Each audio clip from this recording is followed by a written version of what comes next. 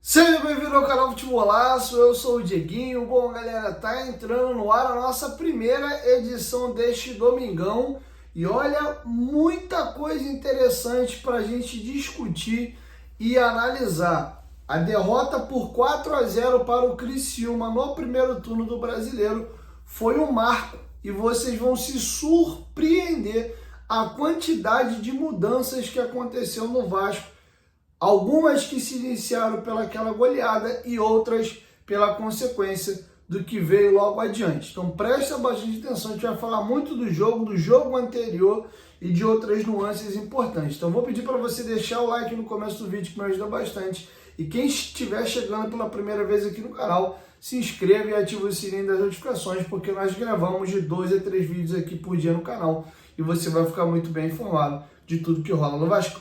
Beleza? Bom, lembrar também aos senhores que agora, por volta do horário do almoço, meio-dia, meia, nós temos um baita clássico na Premier League, que é Manchester City e Chelsea. E claro, às 4 da tarde, a bola rola para Vasco da Gama e Criciúma. E você pode fazer a sua fezinha na Betfair. Inclusive a Betfair está com 2 promoções para essas partidas. Se o Manchester City vencer o Chelsea, está pagando 5.0, tá? E se o Vascão marcar um gol no Criciúma, está pagando 4.0. Lembrando que essas promoções são para novos usuários. Quem já se cadastrou tem direito a 10 super cotações dessa, tá? As 2 promoções estão aqui na descrição do vídeo. Quem quiser só se cadastrar para outras apostas, fica aqui no link do primeiro comentário fixado. Lembrando que ao se cadastrar na Betfair, você ganha R$600 para fazer apostas grátis, tem direito a 10 super cotações e a 10 super preços. Super preços são essas promoções que eu trago para vocês. Super cotação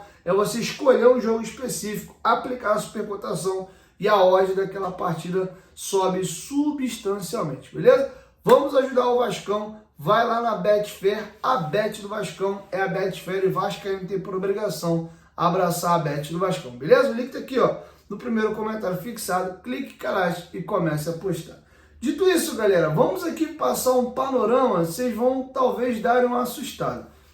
Naquele 4-0 do Criciúma contra o Vasco em São Januário, já se passaram 112 dias, que é equivalente aí a 3 meses e 22 dias. Como é que o tempo voa, né? E vocês vão ver, olha como o Vasco mudou. A primeira coisa que a gente lembra daquela partida é a saída do Ramon Dias. 14 minutos após o término da partida, o Vasco solta o comunicado de que ele não fazia mais parte do corpo técnico e até hoje Vasco e Ramon Dias na justiça discutem se ele se demitiu ou o Vasco que o demitiu. Esse imbróglio está rodando. Esse jogo marca também o último jogo do Medel com a camisa do Vasco. Ele foi liberado pela comissão técnica do Ramon Dias para visitar a sua mãe, que veio até a falecer depois. Ele perde boa parte dos treinamentos, retorna nesse jogo como titular, não faz um bom jogo e é substituído no intervalo. O intervalo acaba 1-0, o Verratti perde um pênalti e o Payet embaixo do gol perde um gol inacreditável, salvo engano, chuta aquela bola na trave. E aí, segundo tempo, você já sabe o que aconteceu, 3 gols aí, o jogo acabou 4-0. Além da demissão ou saída do Ramon Dias para a chegada logo depois do Álvaro Pacheco, que depois passou 4 jogos, chegou o Rafael Paiva. A semana do jogo do Criciúma foi a semana da chegada do Pedro Martins, diretor executivo. Diretor executivo esse que foi apresentado na live da Força Jovem e se demitiu após o Pedrinho demitir o Álvaro Pacheco. Saiu o Pedro Martins, chegou o Marcelo Santana. Sobre o treinador, já expliquei, saiu o Ramon, veio o Álvaro, saiu o Álvaro, ficou o Rafael Paiva. Inclusive, quando o Pedrinho move aquela ação e consegue retomar o controle da SAF, o Lúcio Barbosa entrega seu cargo de CEO e a Cátia dos Santos entrega seu cargo de CFO. O Vasco contratou o Amódio para poder ser o CFO e o Rafael Viana para a pasta de... O Amodeu para a pasta de CEO e o Rafael Viana para a pasta de CFO. Olha quantas mudanças. Naquele jogo e naquele momento, Adson, Hugo Moura e PH viviam uma fase ruim, diferente do atual momento, que os três jogadores vivem uma boa fase. O Adson demorou a entrar em forma, o Hugo Moura estreia com aquele belo passe para o Verratti fazer um gol contra o Fluminense, mas cai em desgraça naquele jogo do Atlético Paranaense, e nesse jogo do Criciúma ele é titular ao lado ali do Galdames ou do Matheus Carvalho, não me lembro agora, e o Vasco toma uma traulitada naquele dia.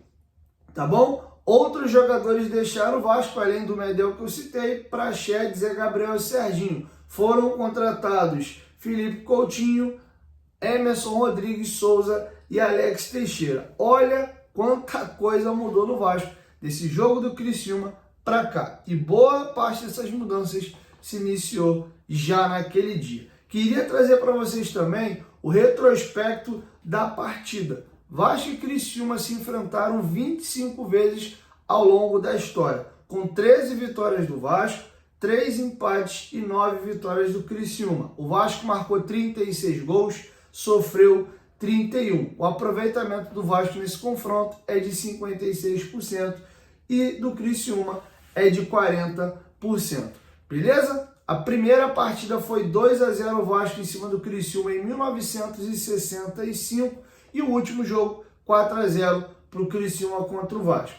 A maior goleada do Vasco no confronto é 4-2, ou melhor, maior vitória, né? Em 1996 pelo Campeonato Brasileiro, e a maior vitória do confronto pertence ao Criciúma, foi esse 4-0 em cima do Vasco. Além desse jogo ter sido marcante, temos uma pressão em cima da arbitragem para a partida. O Vasco emitiu um ofício junto à CBF dizendo o contrário à escala do Paulo César Zanovelli para apitar a partida. O árbitro tem 9 jogos na atual edição do Campeonato Brasileiro, sendo que dos 9 jogos dele, 3 foram em jogos do Vasco. Inclusive, ele foi o árbitro de Vasco da Gama e Grêmio naquele polo aquático, e o Marcelo Santana, após a partida, foi fazer um pronunciamento, tá? Lembrando que o Vasco entende aí que o Zanovelli não fez uma boa arbitragem naquele dia, e a informação dos companheiros do canal Atenção Vascaínos, o Vasco está se incomodando porque ele vai para o 10º jogo dele no Campeonato Brasileiro, sendo o 4º apitando o jogo do Vasco. Vocês acham que é uma espécie de choro? Nem aconteceu nada assim tão clamoroso para o Vasco estar reclamando? Quero te ouvir. Deixa a sua opinião aqui embaixo nos comentários. Tá bom? Sobre a partida, o Vasco tem um dilema aí. O Verratti poupado, quem vai jogar? Óbvio que o Paiva, na cabeça dele, já sabe.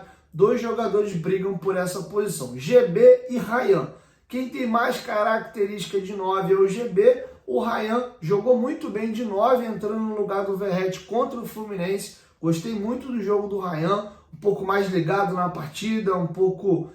parecia que estava querendo um pouco mais, teve até algumas polêmicas dele no jogo, a bolada que ele dá no André, depois o André vai procurar na camisa qual era o nome dele, não sei se ele realmente não conhecia o Ryan ou se foi uma espécie ali de provocação, mas gostei da partida do Ryan. De contrapartida, o GB marca um gol importante contra o Red Bull Bragantino em São Januário. Outra lacuna também, quem joga? João Vitor ou Maicon? Em tese, os dois são zagueiros de perna direita. O João Vitor foi o reforço mais caro do Vasco da temporada e jogou muito bem já contra o Fluminense.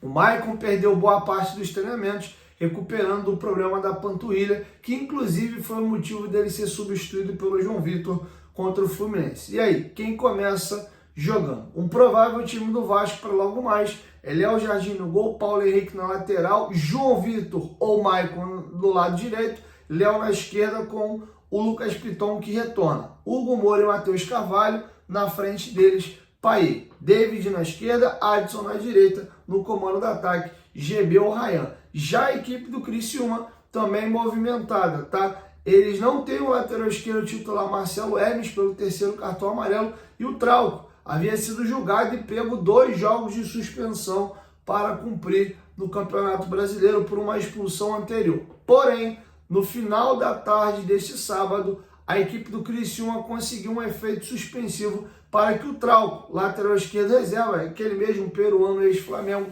consiga ser o titular da partida. Com isso, o Trauco vai para o jogo. Por outro lado, a equipe do Criciúma tem duas baixas importantes para a partida. O Felipe Viseu não fez treinamentos durante a semana e está fora da partida. Assim como também o volante Ronald. Ronald também não conseguiu realizar os últimos treinamentos da equipe e está fora, tá bom? Então essa é a situação envolvendo aí a equipe de Vasco da Gama e Criciúma para o confronto. Uma informação importante publicada pelos companheiros do O Globo, que eu gostaria de dividir com vocês, é a seguinte: o Vasco é o terceiro time com mais lesões desse campeonato brasileiro. Tá tudo muito parelho, tá tudo muito próximo.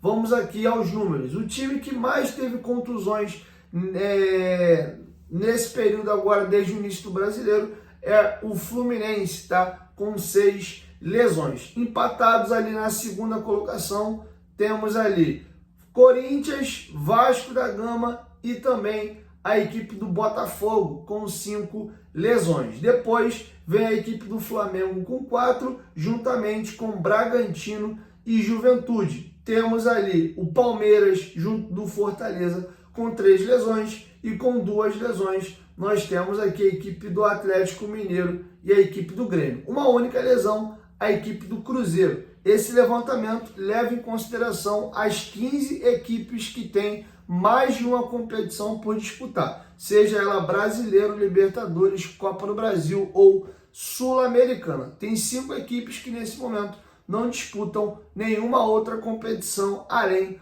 do Campeonato Brasileiro. Então tem 5 equipes que não estão nessa estatística aqui. Das 5 lesões do Vasco, 2 são musculares e 3 são lesões graves de cirurgia. Jair, Paulinho e também o Estrela. 3 jogadores que precisaram operar o joelho. Beleza? Então tá feito o registro aí. Por último e não menos importante, queria deixar aqui o depoimento ao site oficial do Vasco, do Daniel Brito, nosso novo Head Scout. Trouxe informação então, mas faltou dar aspa dele como novo profissional do Vasco. Estou muito feliz com a chegada a este clube gigante, animado com o que encontrei na minha chegada. Toda a estrutura, principalmente a parte humana. Fui muito bem recebido e isso me traz mais prazer e motivação para o dia a dia. Encontrei uma equipe muito boa e com bons processos. Costumo dizer que a gente sempre pode melhorar na vida. É entender o que podemos melhorar, sempre de acordo com aquilo que é o objetivo do clube e o que ele precisa, tá bom? Então tá feito o registro aí. Essas são as primeiras palavras do Daniel Brito, nosso novo Head Scout. Desejar boa sorte para o mesmo que deixou o Flamengo para vir ao Vasco, beleza? Então é isso. 1, 2, 3, futebolaço. Tamo junto, família. E logo mais eu volto com o nosso pós-jogo. Tamo junto.